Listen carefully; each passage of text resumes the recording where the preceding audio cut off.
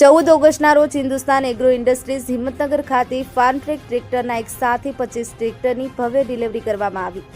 કાર્યક્રમ દરમિયાન નવા ટ્રેક્ટર માલિકોને શુભેચ્છા પાઠવવામાં આવી અને તિરંગા યાત્રાનું પણ આયોજન કરાયું।